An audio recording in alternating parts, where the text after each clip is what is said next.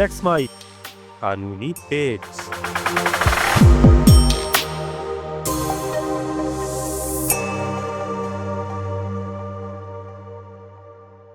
हम हर दिन कुछ ना कुछ खरीदते हैं, कभी सामान, कभी सेवाएं और कभी विश्वास।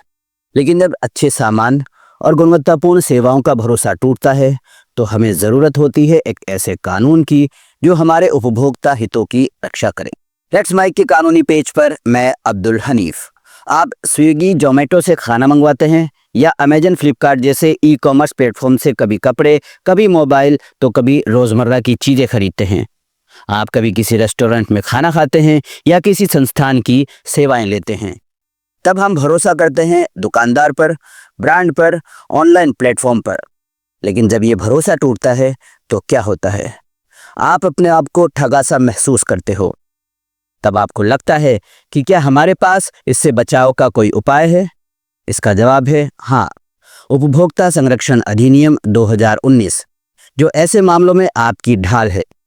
आज के कार्यक्रम में हम उपभोक्ताओं से जुड़े कानूनी पेज की गहराई से पड़ताल करेंगे। ऑनलाइन दुनिया में ग्राहक सबसे ज्यादा असुरक्षित होता है क्योंकि उसे ये पता ही नहीं होता कि इस ऑनलाइन प्लेटफॉर्म की शिकायत कहाँ की जाए। 2019 के इस अधिनियम ने ई कॉमर्स प्लेटफॉर्म को भी उपभोक्ता कानून के दायरे में ला दिया है। आइए सबसे पहले जानते हैं उपभोक्ता कौन होता है। ऐसा हर वो व्यक्ति जो पैसे देकर सामान या चीजें खरीदता है या किसी कंपनी या संस्थान की सेवाएं लेता है। भले आप थर्ड पार्टी सर्विस लेते हो तो भी आप उपभोक्ता हैं। लेकिन याद रखिए, अगर आप व्यावसायिक उद्देश्य से खरीदारी कर रहे हैं तो आप उपभोक्ता नहीं माने जाएंगे। चलिए पता करते हैं कि किसी भी नागरिक को उपभोक्ता बनते ही क्या अधिकार मिलते हैं। किसी भी भारतीय नागरिक को उपभोक्ता बनते ही सबसे पहले 6 अधिकार मिलते हैं। आइए इन्हें जानते हैं। सबसे पहला अधिकार, सुरक्षा का अधिकार।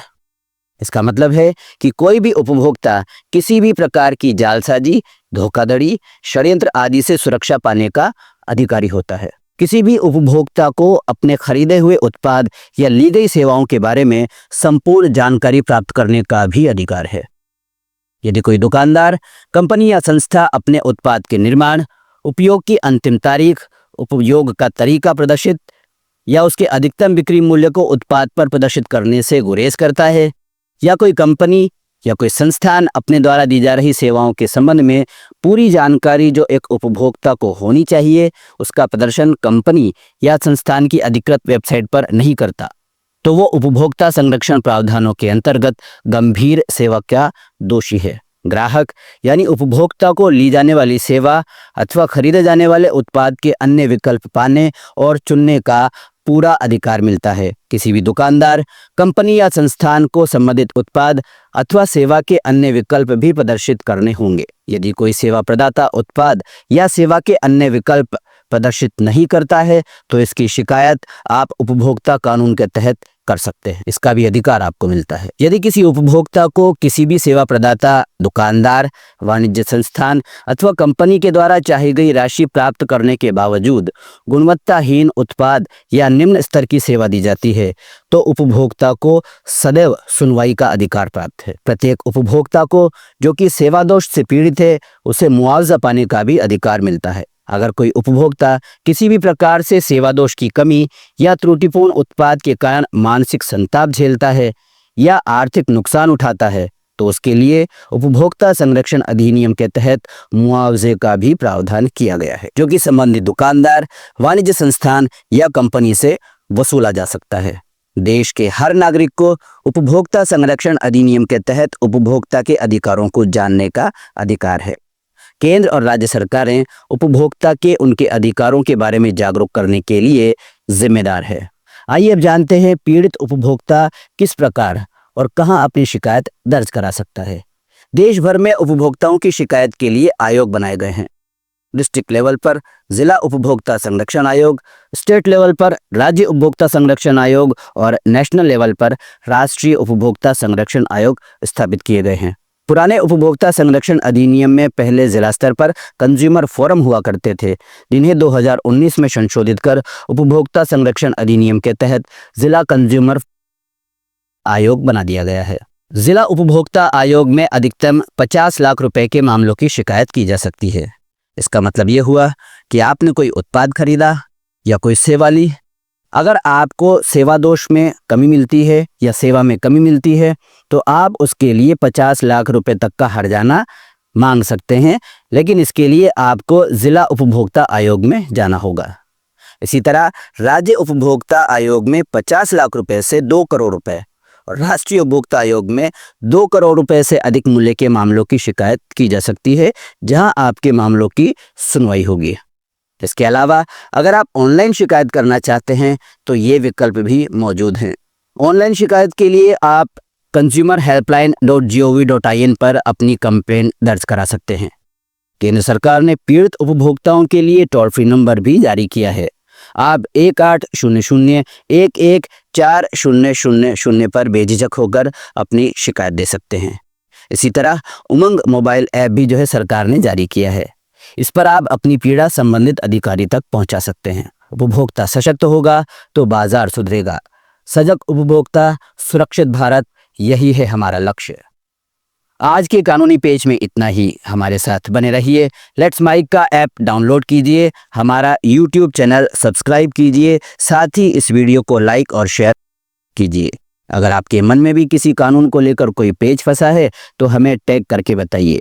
हम आपकी कानूनी पेज सुलझाने में जरूर मदद करेंगे। नमस्कार। लेट्स माइक कानूनी पेज।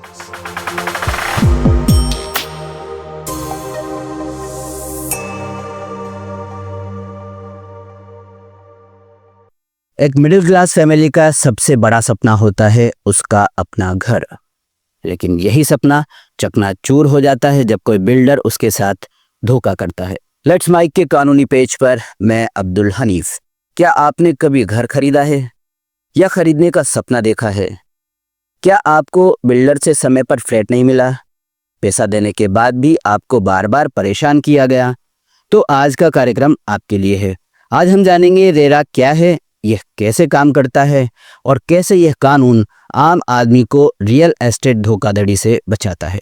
रेरा का पूरा नाम है real estate regulation and development act. 2016 में बना ये कानून सुरक्षा देता है आम आदमी को, रियल एस्टेट सेक्टर में घर खरीदने वालों को, और एक्शन प्लान देता है जिससे पारदर्शिता लाई जा सके और सुरक्षा मिल सके बड़े बड़े प्रोजेक्ट के मकड़ जाल में फंसने से। इस एक्ट के तहत हर राज्य में एक रेरा प्राधिकरण बनाया गया है जिसे बिल्डर या किसी भी हाउसिंग प्रोजेक्ट से संबंधित शिकायत दर्ज की जा सकती है। अगर बिल्डर ने आपसे पूरा पैसा लेने के बाद भी तयशुदा वक्त पर पोजीशन नहीं दिया है, या फिर बार बार फिजिकल पोजीशन की तारीख बदलकर बढ़ा देता है, या एग्रीमेंट के तहत बताई गई सुविधाएं नहीं देता, या फिर बिल्डर ने आपका पैसा दूसरे प्रोजेक्ट में लगा दिया है और अब तक आपके हाथ खाली हैं, तो रेरा आपके लिए है।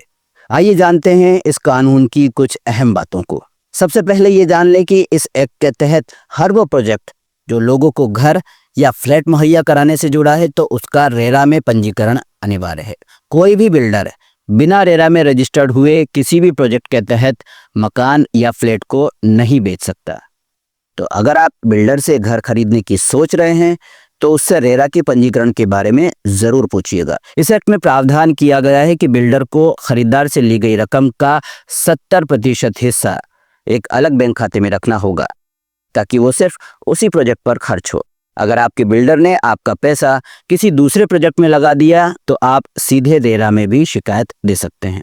आपके बिल्डर ने प्रोजेक्ट को लॉन्च करते समय बड़े बड़े वादे तो किए थे, लेकिन अब आपका बिल्डर न तो वक्त पर घर बनाकर दे रहा है, ना ही आपको कोई संतुष्टिपूर्वक जवाब देता है, तो आप रेरा ट्रिब्यूनल में अपनी शिकायत दर्ज करा सकते हैं, जहां बिल्डर पर समय पर मकान या फ्लैट का कब्जा नहीं देने पर उसे ब्याज सहित रकम लौटानी होगी। इस एक्ट में सभी प्रॉपर्टी एजेंट्स को भी रेरा में रजिस्ट्रेशन करवाना अनिवार्य किया गया है।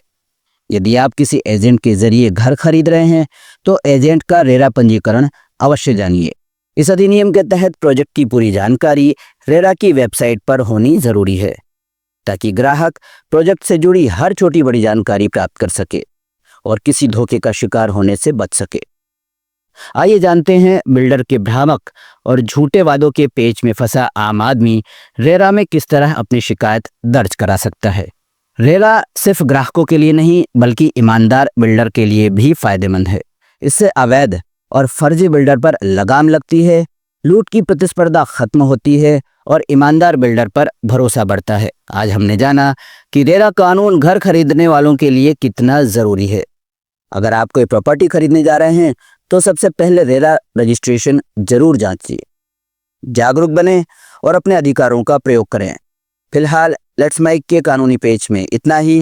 लेट्स माइक के साथ बने रहिए, हमारा ऐप डाउनलोड कीजिए, वीडियो को शेयर कीजिए और अगर आपके मन में कोई कानूनी पेज फंसा है तो हमें ज़रूर लिखिए, हम इसे सुलझाने की पूरी कोशिश करेंगे।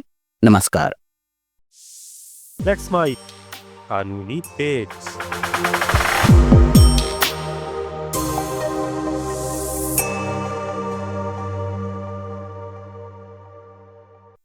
लेट्स माइक कानूनी पेज के साथ मैं अब्दुल हनीफ। आज का कानूनी पेज फंसा है एनसीआर की बद से बदतर होती हवा और सुप्रीम कोर्ट के बीच। एनसीआर यानी नेशनल कैपिटल रीजन की दूषित हवा सभी के लिए एक चिंता का विषय है। देश की सर्वोच्च न्यायिक संस्था सुप्रीम कोर्ट भी इस मसले पर बेहद गंभीर नजर आ रही है। सितंबर से जनवरी तक का एक ऐसा वक्त होता है जब एनसीआर रीजन में सबसे ज्यादा प्रदूषण देखने को मिलता है। एक और जहां इसी वक्त पराली जलाई जाती है तो दूसरी ओर पटाखों और आतिशबाजी के कारण हवा का प्रदूषण स्तर अपने चरम पर होता है। एयर क्वालिटी इंडेक्स की अगर बात करें तो हम देखते हैं कि साल 2024 में एनसीआर दिल्ली में 365 दिनों में से 155 दिन प्रदूषण का स्तर पुअर, वेरी पुअर और कभी कभी सीवियर रहा, जो कि एक चिंताजनक स्थिति है। बावजूद इसके उत्तर प्रदेश, हरियाणा और राजस्थान स्टेट गवर्नमेंट के वायु सुधार की दिशा में किए गए प्रयास नाकाफी साबित हुए हैं। बीते दिनों सुप्रीम कोर्ट ने इसी मसले पर अपने एनसीआर क्षेत्र में आने वाले राज्यों को एनवायरनमेंट एक्ट के तहत सेक्शन 5 के तहत पटाखों और आतिशबाजी से संबंधित पूरा प्रतिबंध लागू करने के लिए दिशा निर्देश जारी करने को कहा। सर्वोच्च न्यायालय की जस्टिस अभय एस ओका और जस्टिस उज्जवल भुइया की बेंच दिल्ली एनसीआर में पटाखों और पराली जलाने सहित अन्य मामलों को लेकर वायु प्रदूषण से संबंधित मामलों की सुनवाई कर रही थी। आइए सबसे पहले जानते हैं पर्यावरण संरक्षण अधिनियम की धारा 5 क्या है। देखिए, पर्यावरण संरक्षण अधिनियम की धारा 5 जो है वो केंद्र सरकार को ये अधिकार देती है कि केंद्र सरकार पर्यावरण से संबंधित कोई भी प्रतिबंध या दिशा निर्देश किसी भी राज्य को डेलीगेट कर सकती है। राजस्थान, यूपी और हरियाणा को सन 1988 के अंदर ही ये पावर डेलीगेट कर दिए गए थे। उच्चतम न्यायालय ने सुनवाई के दौरान कहा कि उत्तर प्रदेश, हरियाणा और राजस्थान इन आदेशों के तहत समान आदेश जारी करें। न्यायालय ने कहा कि न केवल धारा 5 के तहत न्यायालय के आदेशों और निर्देशों का पालन किया जाना चाहिए, बल्कि सभी एनफोर्समेंट एजेंसियों को भी इसकी पालना सुनिश्चित करनी चाहिए। सुप्रीम कोर्ट पहले ही एनसीआर राज्यों को पटाखों पर प्रतिबंध लागू कराने के लिए तंत्र बनाने का निर्देश दे चुका है। राजस्थान में खास तौर से ये जिम्मेदारी क्राइम ब्रांच के एडीजी को सौंपी गई है। अदालत ने प्रभावित राज्यों को ये प्रतिबंध लागू करने के लिए 1 माह में सिस्टम बनाने को कहा है और इस बार सुप्रीम कोर्ट ने सख्त रवैया अपनाते हुए न सिर्फ निर्देश दिया बल्कि अधिकारियों और एजेंसियों को न्यायालय के आदेशों की पालना न होने पर तंत्र की कार्रवाई की भी चेतावनी दी है। अदालतों ने पटाखों पर प्रतिबंध के साथ जुर्माने का व्यापक प्रचार प्रसार करने के भी निर्देश दिए हैं। एक और जहां सुप्रीम कोर्ट एनसीआर में बढ़ते वायु प्रदूषण को लेकर बेहद गंभीर है, तो दूसरी ओर राज्य सरकारों को वोट बैंक सपने की चिंता सताए हुए है। अब देखना यह है कि सुप्रीम कोर्ट के इन निर्देशों का राज्य सरकारों पर कितना असर पड़ता है। आगामी दिनों में त्योहारी सीजन के चलते एनसीआर की एयर क्वालिटी में सुधार होगा या नतीजा सिफर रहेगा, ये तो वक्त ही बताएगा। अभी फिलहाल कानूनी पेज में इतना ही, इजाजत दीजिए। नमस्कार। आप सुन रहे थे let's mic more than radio. Follow कीजिए हमें हमारे सोशल मीडिया प्लेटफॉर्म्स पर।